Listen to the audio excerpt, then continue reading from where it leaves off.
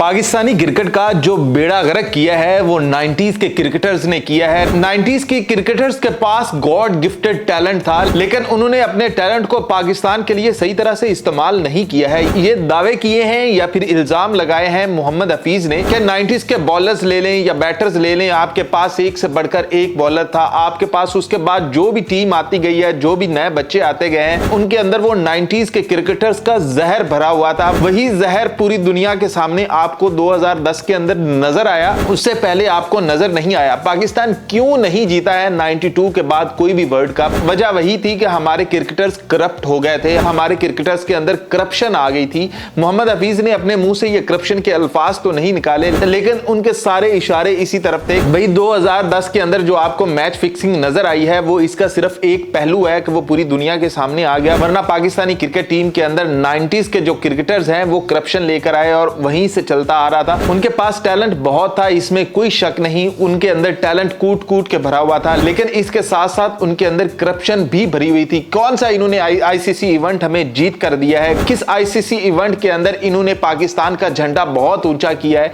ये हमेशा पाकिस्तान के साथ ऐसे ही करते आ रहे हैं और अब भी ऐसे ही कर रहे हैं। ये पाकिस्तान की खिदमत ना इन्होंने तब की थी, ना पाकिस्तान की खिदमत अब कर रहे हैं। ये सिर्फ अपना बड़ा नाम बनाने के लिए खेलते थे। इन्होंने विकेटें ले ली, इन्होंने सब कुछ कर लिया, लेकिन जहां मैटर करता था जीतना, वहां इन्होंने कभी परफॉर्म नहीं किया, वहां पाकिस्तान हमेशा हारा है। तो क्या कहते हैं मोहम्मद हफीज के ये सारे इल्जामात दुरुस्त हैं? जो मोहम्मद हफीज ने हमारे जो 90s के बॉलर्स हैं उनकी तरफ इशारा किया है, क्या ये इशारे दुरुस्त है?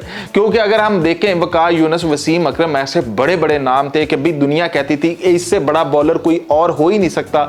आज भी दुनिया मानती है कि वकार यूनुस से बड़ा कोई बॉलर नहीं है, वसीम अकरम से बड़ा कोई जादूगर नहीं है। आपने सुना होगा कि मोहम्मद आसिफ कहता होता था कि गेंद मुझसे बातें करती थी, लेकिन वसीम अकरम ने पूरी दुनिया को बताया कि गेंद कैसे बातें करती है, गेंद कैसे जाती है। आज भी उसे गॉड ऑफ स्विंग कहा जाता है। जिस बॉलर ने भी स्विंग सीखी है वो वसीम अकरम से सीखी है। तो मोहम्मद हफीज का ये मानना है कि ये करप्ट थे, ये इनके अंदर कुछ ना कुछ ऐसा था जिसकी वजह से पाकिस्तान जीत नहीं पाया है। और ये पहली दफा पाकिस्तान का कोई एक्स क्रिकेटर इस तरह से खुलकर बोला है कि अपनी ही टीम के बारे में कि हमारी ये जो तबाही हुई है, हमारी क्रिकेट की तबाही हुई है, इसकी वजह कोई और नहीं है। हमारा आवे का आवा बिगड़ा हुआ है कि हमारी, अगर आप 90s के क्रिकेट के बाद आप ले लें, अब तक हमारी टीम के अंदर यही चीजें खामियां आती रही हैं कि कोई कप्तानी के लिए लड़ रहा है, कोई पैसे के लिए लड़ रहा है, कोई नंबर 1 पोजीशन के लिए लड़ रहा है, कोई ओपनिंग स्टैंड के लिए लड़ रहा है और कोई अपने आप को दावा करता है कि वो पाकिस्तान का प्रीमियम फास्ट बॉलर है। पाकिस्तानी टीम आईसीसी इवेंट के अंदर जैसे ही जाती है तो इनके इशारे और बदल जाते हैं, इनके जो टारगेट होते हैं वो चेंज हो जाते हैं।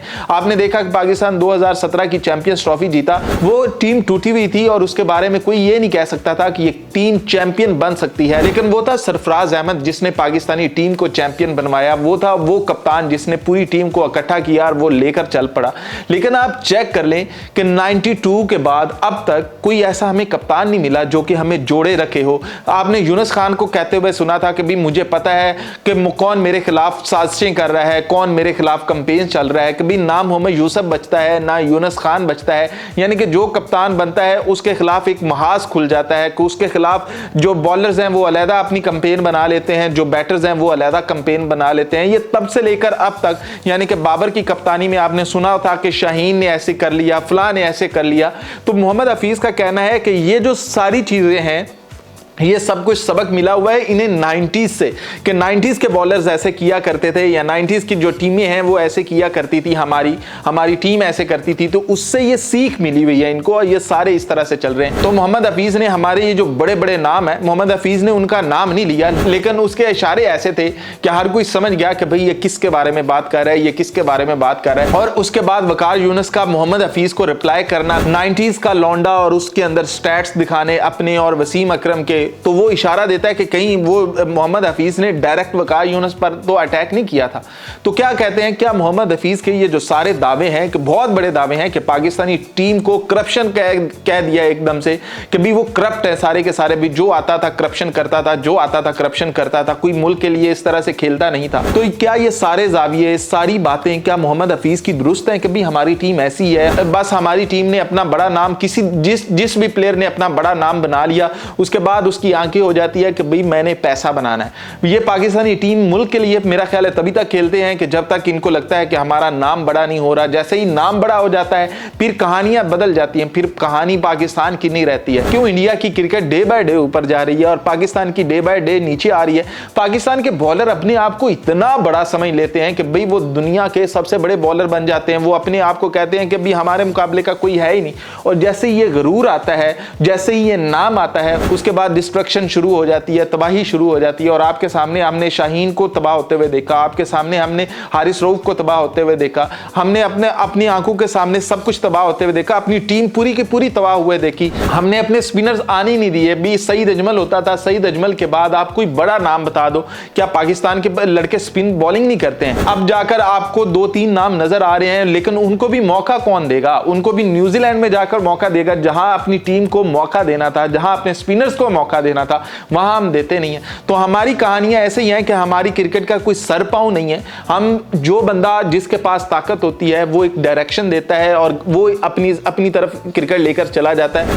वो यही समझना शुरू कर देता है कि वो बाप दादा है इस क्रिकेट का, इस क्रिकेट टीम का और पाकिस्तान का भी उसने अपने फैसले करने हैं। उसने पाकिस्तान को तो सामने रखनी नहीं है ना, उससे कोई जवाब तलब कर ही नहीं सकता, ना अवाम कर सकती है। अगर अवाम करेगी भी, रिपोर्टर जाकर हम पूछेंगे भी कि भैया क्यों जीते हैं, क्यों हारे हैं, क्यों हम ये चैंपियंस ट्रॉफी में कुछ नहीं कर पाए।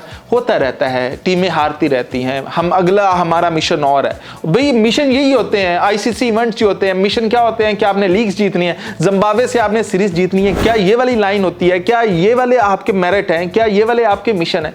मिशन तो यही होते हैं ना कि जैसे आपके सामने ये न्यूजीलैंड और इंडिया चैंपियन ट्रॉफी खेल रहे हैं, आपने भी चैंपियन ट्रॉफी का फाइनल खेलना था, लेकिन हमारा ये मिशन ही नहीं है। हमारे मिशन कुछ और है। हार गए तो क्या हुआ, हार जीत लगी रहती है। तो आप बताएं कि मोहम्मद हफीज के ये जो लगाए गए इल्जामात हैं, क्या ये दुरुस्त है? क्या आपको लगता है कि मोहम्मद हफीज ने बिल्कुल मेरिट पर बात की है?